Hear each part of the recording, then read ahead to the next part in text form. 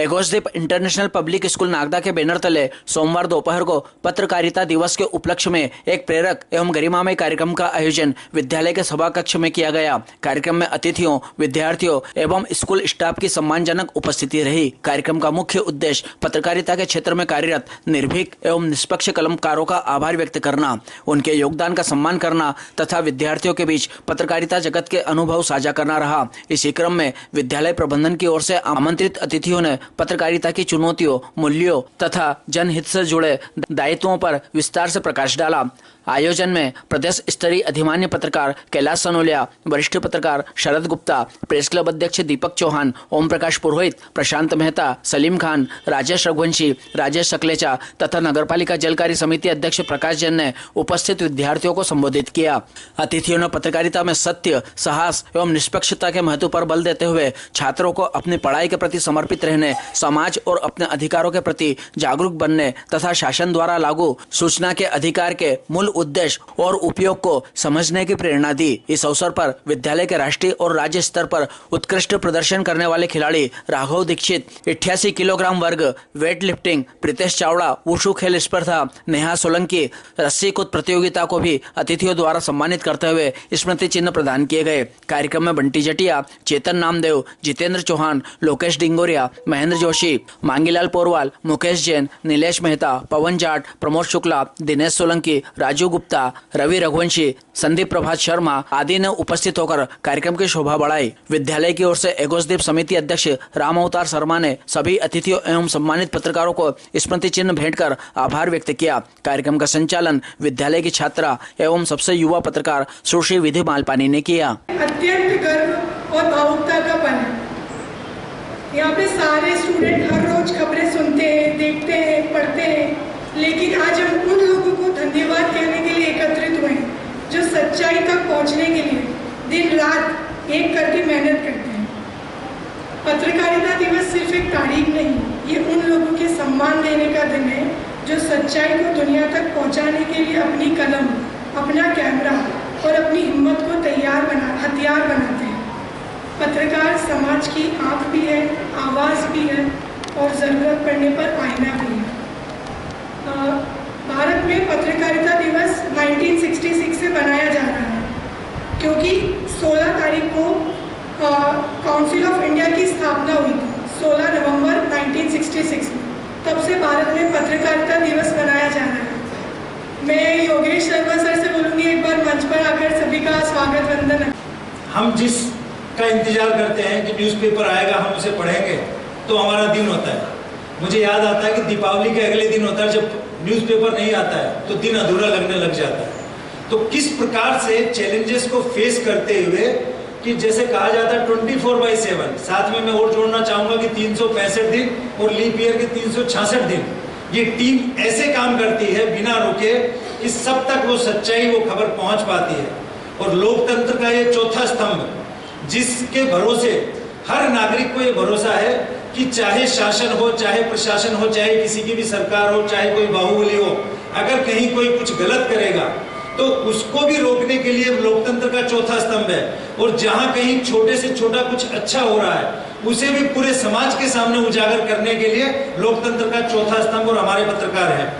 तो इस राष्ट्रीय पत्रकारिता दिवस पर जो हमारे नागदा के सारे महानुभाव इतने सारे जब एक साथ हैं, मेरे पास शब्द नहीं है इस बात के।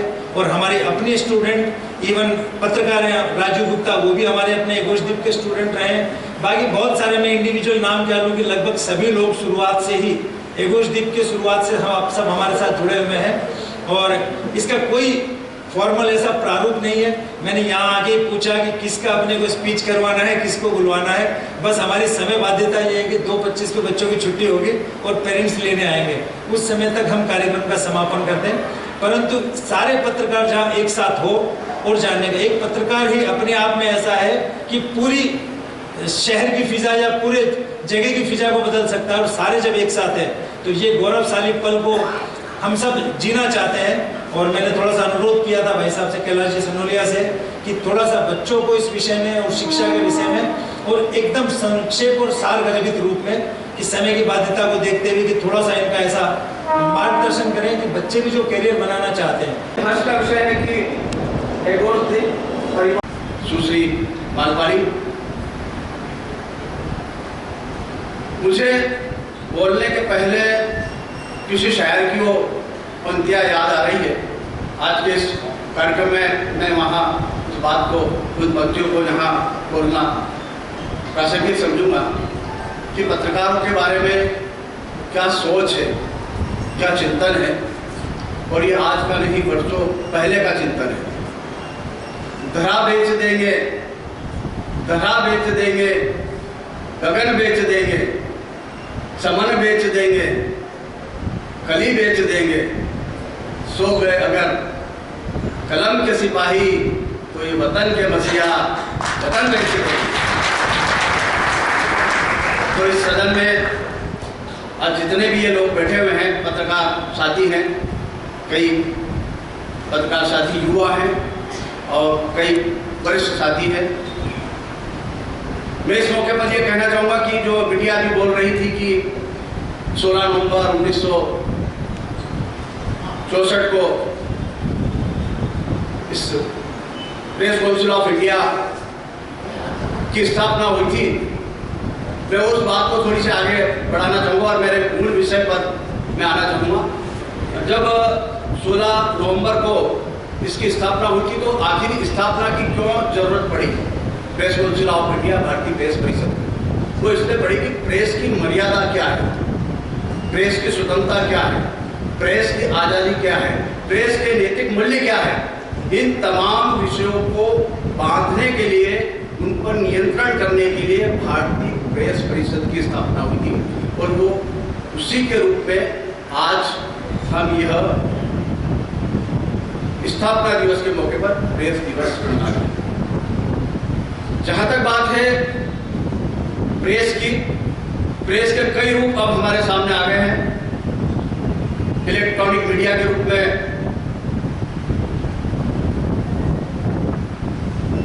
हमारे सामने मीडिया का रूप आया, अभी सोशल मीडिया भी हमारे सामने आया।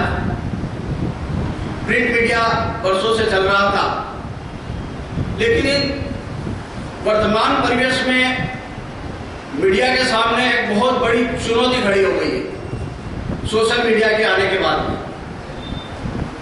कल तक लोग अपनी बात को कहने के लिए अखबारों के दफ्तरों के चक्कर काटा करते थे, लेकिन अब यह देखने में आ रहा है कि किसी को अपनी बात बताना है तो वो सोशल मीडिया के माध्यम से बताता है।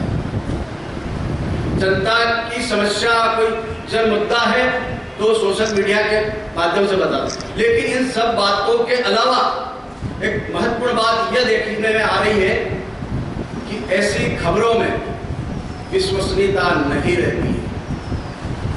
यदि कोई अखबार नवीस अपनी अखबार में उस खबर को प्रकाशित करता है तो उसको विश्वसनीय माना जाता है।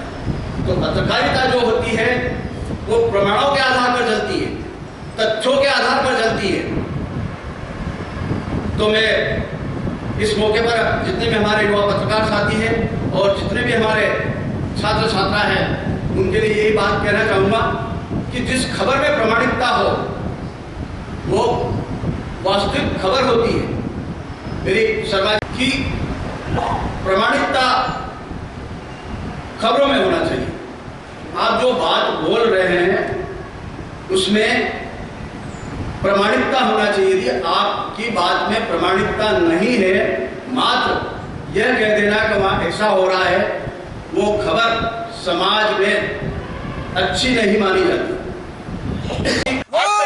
आज की जो पत्रकारिता चल रही है प्रामाणिकता के आधार पर चल रही है, उसकी मूल बुनियाद है जो प्रामाणिकता। तो पत्रकारिता में प्रामाणिकता के लिए जनता को एक बहुत बड़ा हथियार मिला हुआ है अभी, जिसका नाम है सूचना का अधिकार, राइट टू इंफॉर्मेशन। और मैं यहाँ इस मौके पे उस बात को इसलिए कहना चाह रहा हूँ कि उस सूचना के अधिकार का बहुत बड़ा महत्व है विद्यार्थियों के जीवन में। राइट टू इंफॉर्मेशन क्या है मैं संक्षिप्त में बताना चाहूँगा। सूचना का अधिकार देश के हर नागरिक को एक ऐसा अधिकार मिला हुआ है, ऐसा हथियार मिला हुआ है, वो किसी भी उम्र का हो, तो 10 वर्ष का हो, 20 वर्ष का हो, 50 वर्ष का हो, 60 वर्ष का हो, देश के शासकीय कार्यालयों में क्या चल रहा है वो आपको जानने का अधिकार है। आप एक किया, मैंने एक RTI लगवाई और उसकी कॉपी निकाली यूनिवर्सिटी से, विश्वविद्यालय से। विद्यालय पहले कॉपी देने के लिए तैयार नहीं हुआ, वो लड़ाई हमें राज सूचना आयोग तक लड़ना पड़ी। जब वो कॉपी राइट टू इंफॉर्मेशन में सूचना के अधिकार में सामने आई, सबके सामने आई, जो कॉपी थी उत्तर पुस्तिका, आप ताज्जुब करेंगे कि मात्र एक क्वेश्चन की मार्किंग हुई थी, बाकी जितने भी उस छात्रा ने प्रश्न लिखे थे उसकी मार्किंग ही नहीं हुई। तो उसके लिए कौन दोषी है? वो छात्रा दोषी है या जो भी जिसने भी कॉपी की जांच की थी? वो कॉपी हमें सूचना के अधिकार में मिली, उस छात्रा के हाथ में वो कॉपी आई और उस कॉपी को जब देखा गया तो जितने भी शेष प्रश्न थे उनका मार्किंग ही नहीं हुआ। उस कॉपी को लेकर हमने उस छात्रा को, क्योंकि राज्यपाल जो रहती यूनिवर्सिटी के प्रमुख हुआ करती है, उस टाइम में आनंदीबेन पटेल राज्यपाल जी, छात्रा को वहां खड़ा किया, लोग से कच्ची सड़क दिया, लेकिन कि 24 घंटे के अंदर इस कॉपी का और मूल्यांकन किया जाए। जब उस कॉपी का मूल्यांकन किया गया, जिस छात्रा को 7 अंक मिल रहे थे उसको 55 अंक मिले। जिस यूनिवर्सिटी ने उसको सप्लीमेंट्री में घोषित किया था, उसी यूनिवर्सिटी ने उस छात्रा को फर्स्ट डिवीजन घोषित किया।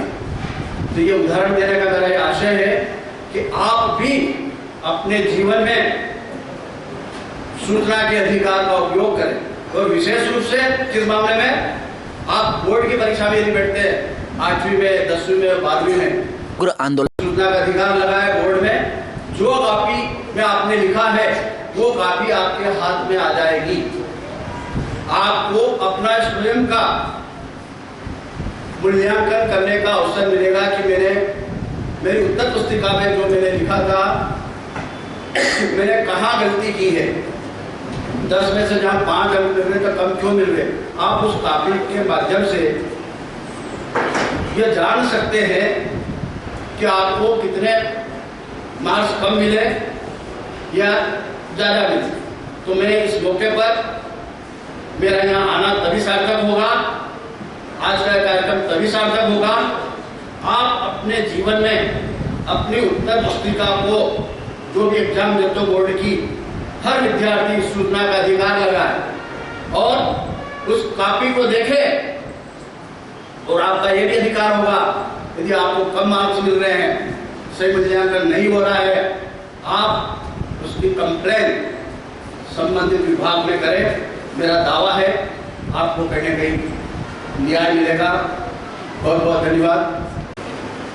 जैसा कि हमारे वरिष्ठ साथी, वरिष्ठ हमारे नागदा के ने बताया कि पत्रकारिता अभी एक अलग दौर से गुजर रही है, तो उनका मत ये था कि अलग दौर से गुजरने का सोशल मीडिया वगैरह। मेरा मत ये है कि पत्रकारिता में कोई भी आ रहा है, इससे भी हमारी थोड़ी पत्रकारिता की जो इमेज है, क्योंकि कोई भी 25 अखबार ले आएगा, कपड़े की दुकान पर बैठेगा, कहीं कहाँ बैठेगा, किसी अधिकारी का सम्मान कर देगा और पत्रकार हो जाएगा। और उनकी विश्वसनीयता भी, हम लोगों की विश्वसनीयता खत्म होती जा रही है। मैं स्टूडेंटों से बोलना चाहूँगा कि प्यारे बच्चों, जो अभी जर्नलिज्म चल रहा है उससे आपका कोई दूर तक का नाता नहीं रखना। आपको समाज के लिए पत्रकारिता करना है। जिस तरीके से जो दौर चल रहा है, मल्टीनेशनल, सारी दुनिया एक जगह हो गई है। आप अगर पत्रकारिता करें, मेरा उद्देश्य है, मैं पिछले 30 साल से पत्रकार हूँ, मेरा उद्देश्य है कि 1 साल या 1 महीने में अगर किसी एक व्यक्ति का भला मेरे कारण हो जाए तो मैं अपनी पत्रकारिता को सार्थक मानता हूँ। मैं चाहता हूँ कि बहुत सारे कारण होते हैं हमारे, पर उसमें से अब एक कारण, सबसे अंतिम व्यक्ति, खड़े व्यक्ति के न्याय के लिए अगर आप पत्रकारिता करें, पत्रकारिता सार्थक हो जाएगी। जो उद्घोषक होता है जिस तरीके से आपके बीच आप ही के स्कूल की छात्रा विधि मालपानी ने इतने चुनौतीपूर्ण दौर में अगर पत्रकारिता में अपना कैरियर बनाने की अगर सोची, तो इसके लिए मैं उनकी हिम्मत की दाद देता हूं।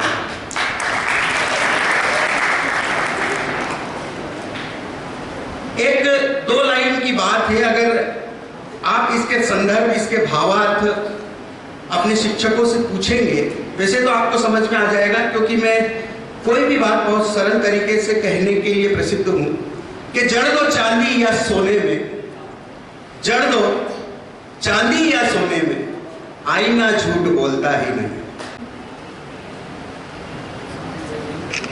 मैं ये कहना चाहता हूं कि कोई भी व्यक्ति जब हर जगह से निराश हो जाता है, वो अपने कार्य के लिए किसी नेता के पास जाता है, किसी अधिकारी के पास जाता है, लेकिन जब हर जगह से निराश हो जाता है, तब वो जाकर एक पत्रकार के पास जाता है, इस उम्मीद से जाता है कि उसे वहां तो न्याय अवश्य मिलेगा। थोड़ी माइक की गड़बड़ है, लेकिन मेरी आवाज भी थोड़ी सी अच्छी है, लाउड। तो मैं ये कहना चाहता हूँ कि उसे इस बात का विश्वास होता है और पक्का यकीन होता है कि वो किसी पत्रकार के पास गया तो उसका काम निश्चित हो जाएगा। तो मैं दो लाइन कहना चाहता हूँ आपके सामने कि प्रोमो है टीवी चैनल का कि सच लिखते हैं हम ताकि दुनिया के बाजार में आजादी सस्ती न बिक जाए। कुर्सी पर बैठने वालों को जमी की हकीकत याद रहे, एक बेहतर कल चाहते हैं। ड्यूटी अभी भी निभा रहे हैं। मैं श्री दीपक जी से निवेदन करूंगी कि वह मंच पर आकर बच्चों को, सभी बच्चों को और वरिष्ठों को नमस्कार, सभी पत्रकार साथियों को नमस्कार। एगोसदीप विद्यालय द्वारा जो आज कार्यक्रम आयोजित किया गया है, इसके लिए वो बहुत बधाई के पात्र हैं और मेरे वरिष्ठों ने सब बोल दिया है कि किस प्रकार से पत्रकारिता और क्या है। लेकिन पत्रकार अगर बच्चों को बनना है या उन्हें इस फील्ड में आगे आना है, तो हमें सबसे पहले ये देखना है कि हम ये जो पत्रकारिता कर रहे हैं या हम ये जो समाचार बना रहे हैं, अगर इसमें कितनी सच्चाई है, क्योंकि जो हमको दिखता है वो सच नहीं है। सच्चाई के पीछे जाना पड़ेगा। हमें जो दिखता है उसके बाद उसमें हमें उसकी तह तक जाना पड़ेगा और उसके बाद जो निकल के आएगा वो सच है। इसलिए एकदम सोशल मीडिया के ऊपर जो बात है कि सोशल मीडिया पर जो आता है तो उसके अंदर त्वरित कारण बताते हैं कि ऐसा हो गया है, और अगर उसकी सच्चाई पे जाएंगे तो वही जो सुबह जो समाचार सोशल मीडिया पर सच दिख रहा है वो शाम तक होते होते वो झूठ हो जाता है। तो बस मैं इतना ही कहना चाहूँगा, बाकी तो वरिष्ठों ने कह दिया है और आपने मुझे यहाँ बुलाया, आमंत्रित किया, इसके लिए बहुत बहुत धन्यवाद। बच्चों को दीपावली पर्व की हार्दिक शुभकामनाएं प्रदान करता हूँ। साथ ही पत्रकारिता दिवस के मौके पर एगोसदीप विद्यालय द्वारा जो आयोजित किया है, हालांकि समय का अभाव है, बच्चों की छुट्टी की तैयारियां में हैं, बैठे हैं, तो मैं इस आयोजन के माध्यम से सिर्फ यही कहना चाहूँगा कि पत्रकारिता का क्षेत्र यूँ तो बहुत व्यापक है।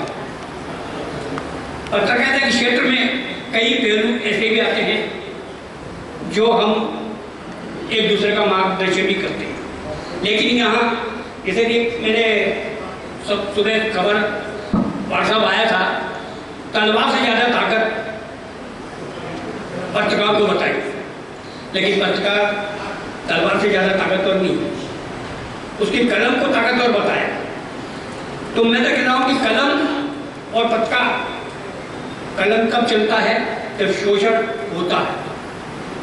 हम पत्रकारिता के क्षेत्र में आते हैं तो पत्रकारिता क्षेत्र में किसी ग्लैमर के लिए नहीं आते, कुछ कर गुजरने के लिए आते हैं, अन्याय के खिलाफ लड़ने के लिए आते हैं, न्याय मिले ऐसी हमारी भावनाएं रहती है। हमें किसको ऊंचा दिखाना है या किसको नीचा दिखाना है ये कदापि नहीं है। हम तो मैं तो यही निवेदन कर रहा हूँ कि पत्रकारिता भी दो धारी तलवार कहलाती है। सीधी चल जाएगी, सच्चाई के पथ पर चलेगी तो न्याय मिलेगा, और गलत पथ पर चलेगी तो जो चलाने वाला उसका ही नुकसान होगा। इसलिए पत्रकारिता क्षेत्र में आने के पहले हमें इतना अनुभव जरूर करना है कि हमको कौन सा रास्ता चुनना है। हमारी कलम कहीं किसी का अहित न करती, हमें हित का ध्यान रखना है। शिक्षा के क्षेत्र में भी यही है कि एक शिक्षक अपने विद्यार्थियों से यही उम्मीद करता है कि वो आगे आगे प्रगति के पथ पर अग्रसर हो, उसे अच्छी शिक्षा देता है और वही पथ भरकर हो जाए तो उसका असर कहाँ गिरेगा? सीधा समाज में गिरेगा। तो हमें इन सब चीज़ों को ध्यान में रखना है। समय का अभाव है और जैसा कि मेरे वरिष्ठ पत्रकार साथी सोनलिया जी, शरद गुप्ता ने अपने संबोधन के माध्यम से बताया, जो सूचना का अधिकार, एक सूचना का अधिकार बहुत बड़ी ताकत है। हम अपने अधिकार को हासिल करने के लिए इसका उपयोग कर सकते हैं और उसको करना भी चाहिए, क्योंकि जब शोषण होगा तो उसकी आवाज़ कौन उठाएगा? और जब ये अधिकार हमें मिल चुका है तो इसका उपयोग करो, उसका लाभ जरूर मिलेगा। मैं ज़्यादा समय न लेते हुए आज के इस आयोजनकर्ताओं को धन्यवाद देता हूँ और यही उम्मीद करता हूँ कि आने वाला समय आप सभी के लिए मंगलमय हो। और स्कूल प्रबंधन को नमस्कार, बच्चों को भी नमस्कार। जैसा कि आप सभी जानते हैं कि आज ये जो कार्यक्रम किया जा रहा है पत्रकार दिवस को लेकर, प्रेस को लेकर, अब मैं इसमें क्या बोलूँ, समय का अभाव है और जितने मेरे जो बड़े वरिष्ठ गुरु जी, हमारे सोनलिया जी, शरद भैया, सलीम भैया सब बोल चुके हैं। तो मैं तो आपसे यही कहना चाहता हूँ बच्चों से कि बच्चों कुछ ही बनो लेकिन सही दिशा में चलो, सही राह पे चलो। आदरणीय शर्मा जी, शर्मा अंकल जी को भी नमस्ते करता हूँ, सभी शिक्षक शिक्षिका और प्यारे बच्चों।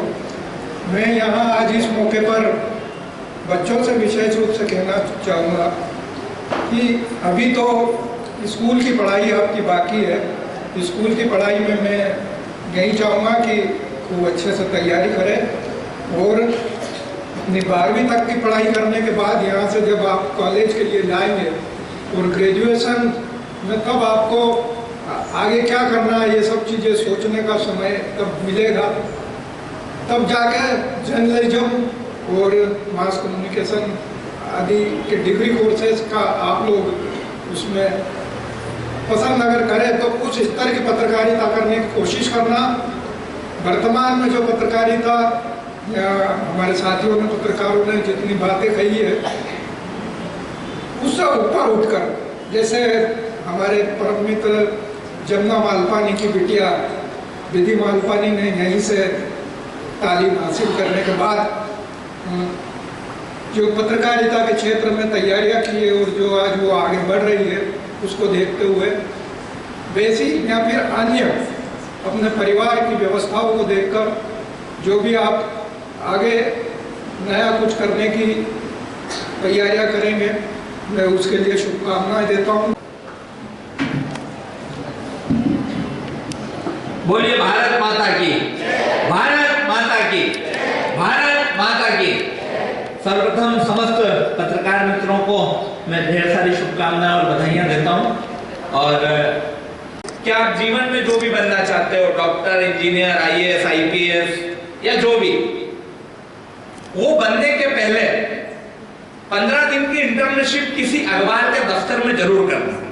एक बार किसी अखबार के दफ्तर में चले गए ना तो जीवन का मूल सार समझ में आ जाएगा कि पर्दे के पीछे की कहानी क्या होती है और पर्दे के आगे की कहानी क्या होती है, किस आदमी से कैसे बात की जाती है, किसको कितनी तवज्जो दी जाती है। अगर जीवन के ये उतार चढ़ाव को कहीं शॉर्ट टर्म में सीखना हो तो किसी न किसी अखबार के दफ्तर में जाके एक बार 15 दिन की इंटर्नशिप कर लेना। मुझे लगता है जब आप आईएएस, आईपीएस या कोई भी बढ़िया एग्जाम फेस करने जाओगे तो वो 15 दिन का अनुभव आपके 15 साल के 20 साल के जीवन पर भारी रहेगा, ये मेरी गारंटी है। क्योंकि आज मैं अगर आपके सामने यहाँ खड़ा होकर बोल पा रहा हूँ तो उसके पीछे जो मेरा बैकग्राउंड था, जो मेरा बेस था, वो जर्नलिज्म है। लंबा समय पत्रकारिता में दिया, आदरणीय सोनलिया जी, शरद भाई और सारे मित्रों के साथ काम करने का अवसर मिला। अभी खबरों की विश्वसनीयता को लेकर भी बात चल रही थी। खबरों की विश्वसनीयता अपने आप बन जाएगी अगर खबर निकलने वाले जैसे हमारे सारे साथी लोग हैं जो पूरे पक्षों को जानकर जब आप किसी खबर का प्रेजेंटेशन करोगे तो उसकी विश्वसनीयता बन जाएगी। मैं अपनी पत्रकारिता का एक छोटा सा उदाहरण देके आपको उस बात को समझाता हूँ।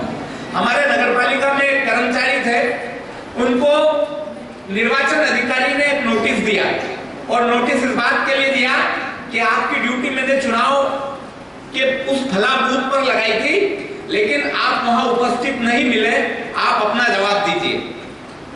जब मुझे वो खबर मिली तो पहले तो मैंने सोचा कि इस खबर को सीधे छाप देना चाहिए, लेकिन फिर मेरे मन में आया कि क्यों ना एक बार अपन उस कर्मचारी से भी पूछे कि वो वहां क्यों नहीं गया।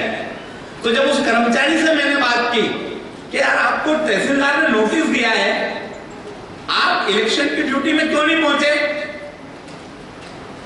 तो उस कर्मचारी ने मुझे 2 और पत्र बताए। बोले साहब इलेक्शन कमीशन ने मेरी एक साथ 3 जगह ड्यूटी लगा रखी थी, मैं तो एक ही जगह पहुंच सकता था और वहां मैं पहुंचा था, उसका ये प्रमाण है। अब आप सोचो अगर मैं तहसीलदार की बात को सही मान के खबर लगा देता तो खबर का स्वरूप क्या होता, कर्मचारी ने की इलेक्शन की ड्यूटी में लापरवाही, ठीक है ना, और वो कर्मचारी दूसरे दिन पूरे समाज के सामने विलन बन जाता।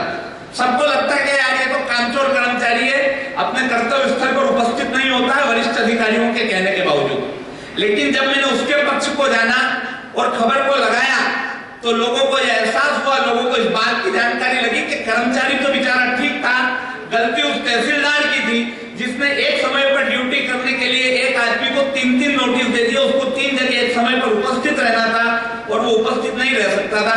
ये उदाहरण मैंने आपको इसलिए बताया कि जब आप इन्वेस्टिगेशन खबरों में करेंगे तो चीजें निकल कर आएंगी, और ये सिर्फ अखबार के लिए नहीं है, हमारे जीवन पे भी निर्भर करता है। कई बार हम किसी की बात मानकर किसी के प्रति दुर्भाव डाल लेते हैं, अपनी सोच बना लेते हैं, लेकिन हमको हमेशा अपने फैक्ट्स को जीवन में क्रॉस चेक करना चाहिए। ये हमारे जीवन की पत्रकारिता भी है, ये सिर्फ पत्रकारिता एक पेशा नहीं है, हम अपने जीवन के भी पत्रकार हैं। तो हमारे सामने जब ऐसी संशय की स्थिति हो या हमको लगे कोई बोल दे कि उसने आपके बारे में ऐसा कहा, तो एक बार उस फैक्ट्स को क्रॉस चेक जरूर कर लेना। किसी के लिए कोई राय बनाने के पहले उसका व्यक्तित्व जरूर समझ लेना, उसके व्यक्तित्व के बारे में जरूर क्रॉस चेक कर लेना। अगर ये कदम कदम पर जीवन में करते गए तो आप अपने जीवन के सर्वश्रेष्ठ पत्रकार हो जाओगे। यही पत्रकारिता है, कब क्यों कहां किसने किसको कैसे, इन सवालों का जवाब है पत्रकारिता।